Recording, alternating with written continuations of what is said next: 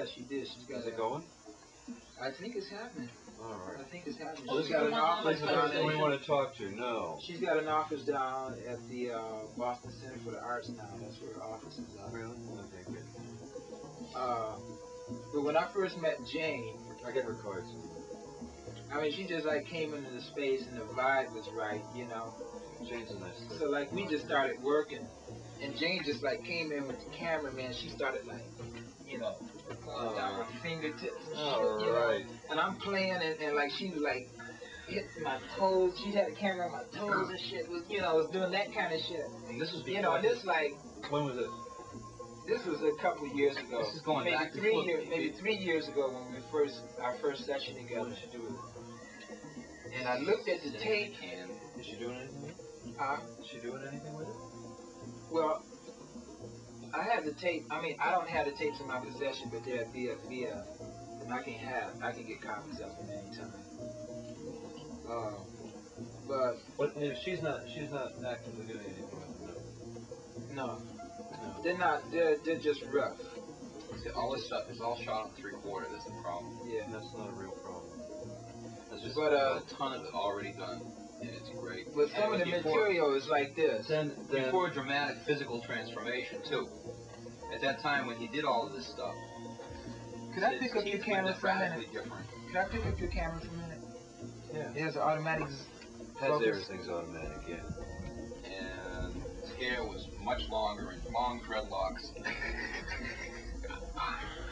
There's a totally different kind of image. So this is what the tape looked like when we looked at it back. It was like boom bang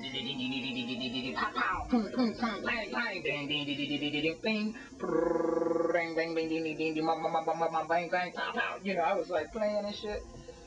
But the images were, I mean, she was just like working with the art shit, you know? And I looked at that, and that shit was fantastic. I just had a ball, man. Just like watching this, it was like,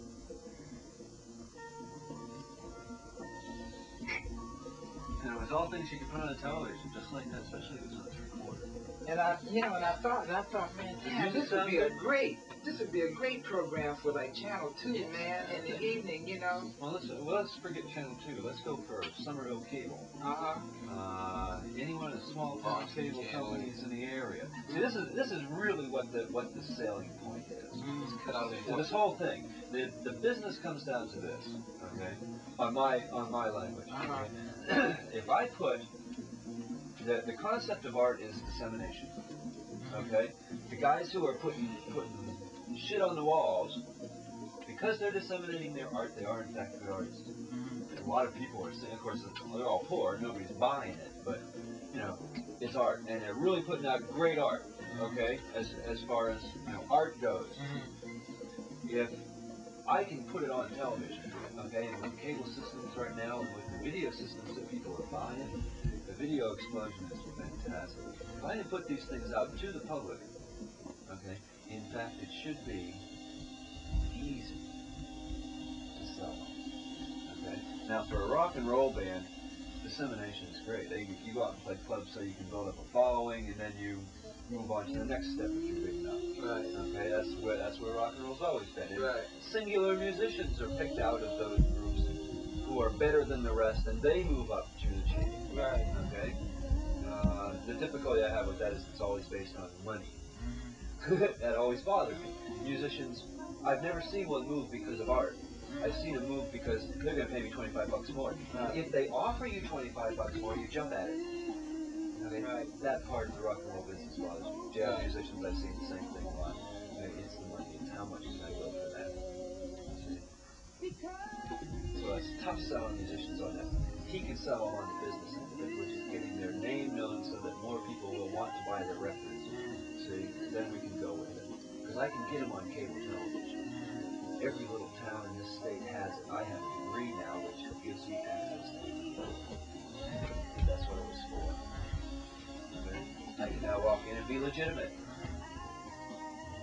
See? And say, okay, I do this and this is my product that I'm going to give you. Okay? And it'll be a live rock and roll band. Okay? Well, public access channels have no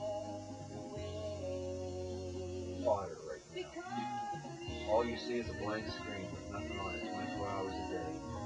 Okay? Every little town in this state has their own phone. They will all pay low money, okay? But I'm going to sell them half each videotape. So it doesn't have to be for high money. My production costs are nil, you know? So for low money, they can buy something to fill their hours with. Well, this brings up... This means, okay, if I do live music, okay, I don't care what the video is. I can put any video over your music. I can put your fingers if I want to, but I can put something else there too. Right. It's the music which is your art, not your visage or whatever, okay? So all I need is your music. I can use a tape for it. I happen to like live music. I like the way it records. I like the way it sounds better than I like tape music. It usually sounds, you put it in the studio, it's not the same as what I hear when I go out and see you play. I'd rather see you play. Especially with the kind of stuff he's doing. Especially. I think we can sell that to any rock and roll band with a manager or anything that's going to bring it. The difficulty, of course, is companies. Companies that do clubs, companies that run rock and roll bands, management companies, that kind of bullshit. Well, that's To them, this is anathema. Because it means I have a tape of their band, which I can sell at any point if their band starts making a bunch of money. Just bootleg. Okay. Novel paranoid people. Well, okay, there's a game on that, and that has But to that's be what agreements. put it on cable. This has to be the I can do agreement that. between the band and the management, their own management company and their own record companies, and it's separate from us. And it has to be kept that way. You know, my whole attitude has always been, if somebody's gonna steal my shit, at least I'll have somebody to sue. Yeah. You know, otherwise I ain't got shit. I ain't got no money and nobody to sue either. Yeah. Then you don't have it out in the public. That I always, for art, that's all I can think of is if I put it out in the public 10 years from now, I can be as famous as Dollar.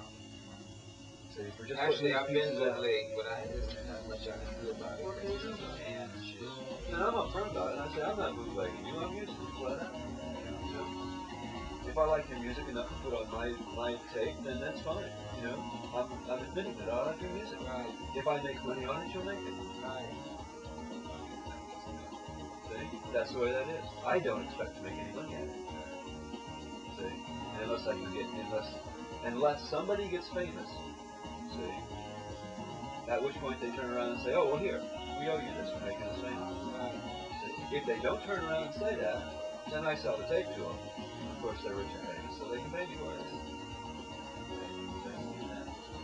okay, see that? That's reasonable to me. Glory, don't rush. No, rock and roll stuff. I get a little,